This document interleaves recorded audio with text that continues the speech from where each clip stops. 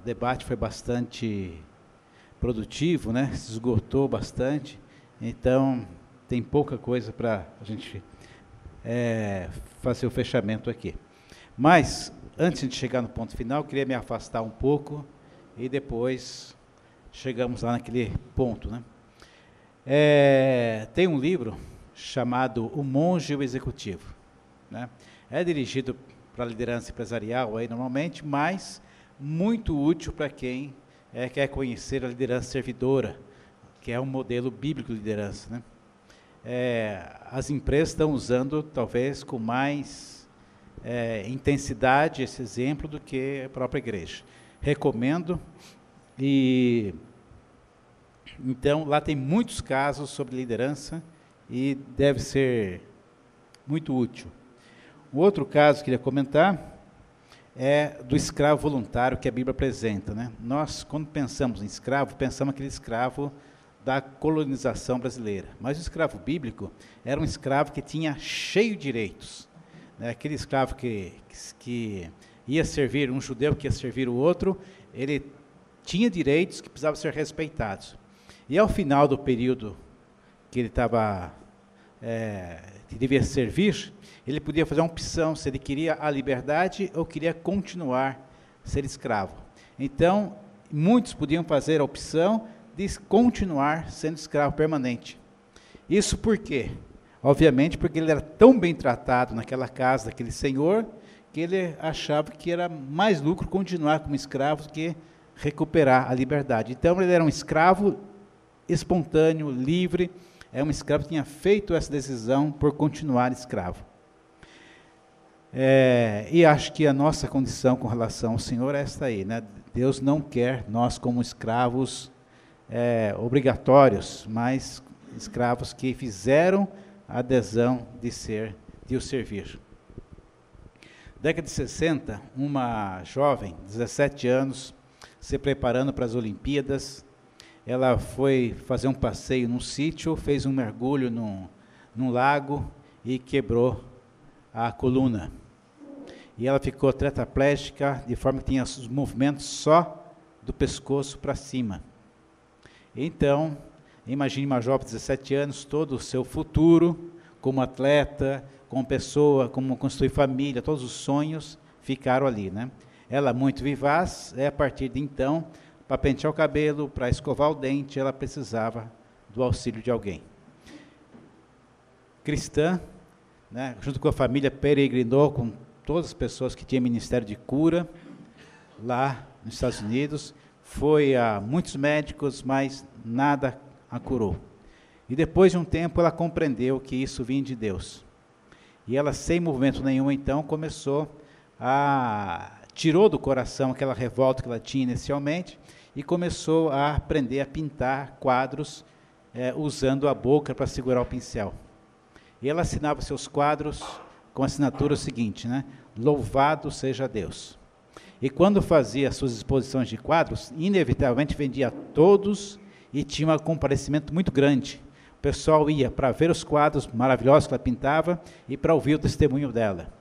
E aí eu que dizia o seguinte, olha, eu que estou bem fisicamente, eu tenho tudo para louvar a Deus, para agradecer a Deus, tudo mais tal, porque eu, né? Mas você nessa condição não tem nenhum motivo para agradecer a Deus, viver assim, né? Então, se você nessa condição encontra motivo ainda para ser grato a Deus, para louvar a Deus, é porque esse Deus é tremendamente extraordinário. Uma relação de amor, né? Está contado no livro de Johnny Erickson, e Um Passo a Mais, e um terceiro livro que ela publicou, né? Mas é interessante o seguinte, que mesmo ela sendo tetraplégica, ela tinha liberdade, né, de servir a Deus. Então a liberdade tem um conceito muito mais forte no seu interior do que nas circunstâncias que nós temos, né? Depois desses 3 cases aí, uma coisa interessante também, que o Cristóvão acho que falou muito, ou pelo menos ouvi muito ano passado dele, é que mandamento no Velho Testamento, ele é mandamento, uma coisa objetiva, que está fora de nós, faz isso, não faz isso, faz aquilo outro. Mas no Novo Testamento, a diferença é que na graça, o mandamento vira uma promessa. Então, quando aos antigos dizia o seguinte, não matarás, é uma ordem para não matar. Mas no Novo Testamento fala, não matarás, é um empoderamento, é uma graça que Deus tem assim, você não vai matar. Né? Deus vai dar isso. Então, quando Jesus fala com aquela prostituta lá, olha, vai, não peques mais, não é aquela leitura que nós fazemos assim, que ela está em dedo em riste, chamando a atenção dela, divertindo ela, mas quando Jesus libera essa palavra, vai, não peques mais, está liberando uma promessa para ela, um poder para ela não recair naquele pecado. Então, uma outra leitura que nós vemos dos mandamentos da palavra de Deus é esta aí, que é você empoderar a pessoa. Jesus falou que não se apaga a chama que fumega e nem esmaga a cana quebrada. E isso aí é um antídoto, uma vacina contra qualquer tipo de opressão. Então a palavra que a autoridade libera não é uma palavra para massacrar, para oprimir. A palavra de Deus ela vem para levantar. Então esse é quem tem autoridade para exercer a palavra, não de opressão, mas a palavra que levanta. E tem autoridade quem tem autorização. Então, não é todo mundo que tem autoridade, né? Mas aqueles que têm autorização de Deus. Quem tem autorização de Deus, tem essa palavra para falar com alguém e levantar essa pessoa. Quando a palavra vem de Deus, ainda que seja uma exortação, ela traz alegria em nosso coração. Né? Ela não traz opressão. Ela traz poder, traz levantamento. Então, quem tem autoridade para levantar as pessoas. Autoridade para libertar e manter a pessoa livre, né? Foi para isso que Cristo Jesus morreu por nós, para nos tornar livre e para também manter liberdade, para a liberdade que Cristo nos libertou. Deus não tem crise de autoridade, né? Tem nenhuma crise de autoridade, nada abala a autoridade dele. Ele é tão seguro da sua autoridade que ele permitiu que o homem pecasse lá, né? Ele deixou essa possibilidade. Você pode comer de tudo, menos dessa. E não foi lá impedir, deixou a árvore lá. E o homem comeu da árvore errada. A liberdade de Deus é tão grande que ele permitiu que o seu próprio filho fosse morto, crucificado, daquele jeito. E muitas vezes nós não toleramos coisas que dizem mais respeito à nossa pessoa do que Deus. A liberdade que Deus deu, muito grande. Ele não tinha crise com a autoridade dele.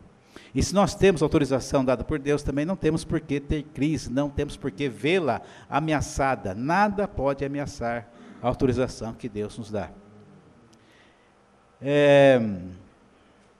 Concluindo, eu acho que nós poderíamos aqui, olhando esse debate, acho que no fundo seria um debate se fosse liberdade versus autoritarismo, ou então autoridade versus libertinagem.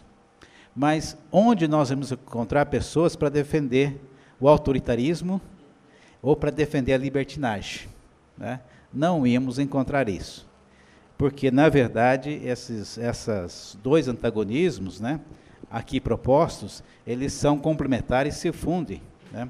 Quem tem autorização, quem vai exercer a liberdade, a autoridade, ela precisa, primeiramente, saber lidar com a liberdade do outro, né? E, finalmente, encerrando, a grande diferença do nosso Deus para os outros, ou para as propostas de Deus por aí, e para ficar restrito ao monoteísmo, né? Então, os muçulmanos, eles são, democracia com o muçulmano não consegue conviver, porque a concepção de Deus que eles têm, isso entra na sociedade, na cultura e vai lá para frente. Então, o autoritarismo combina muito bem com o muçulmano, né? Por que o Iraque era uma coisa organizada no tempo de Saddam Hussein e hoje não é? Né? A tentativa de fazer democracia é difícil porque a cultura de fé deles é uma cultura autoritária. E o Deus único dos muçulmanos difere especialmente do nosso monoteísmo, porque o nosso Deus, ele é um Deus que é três, é um Deus comunitário. Então, quando nós entendemos a Trindade, desmancha em nós o autoritarismo. Porque se nós olhamos para a Trindade e vemos como é a relação entre as três pessoas, onde uma pessoa olha para a outra, busca o bem do outro, o favor do outro, a glória do outro, e nunca a sua própria glória, se nós espelharmos na Trindade, naquilo que é a natureza do nosso Deus, então o autoritarismo e a libertinagem, elas ficam automaticamente banidas do nosso meio. Né? Porque tanto o autoritarismo quanto a libertinagem é um apelo para a vantagem pessoal e não para o bem-estar, para a glória do outro. Então, graças a Deus que vivemos sob esse Deus comunitário, esse Deus que ele é um Deus de amor e que está sempre atendendo ao outro e não a si mesmo. Então, acho que nesse capítulo, né, de autoridade e liberdade, nós ficamos com os dois. Amém? Para todo encontro.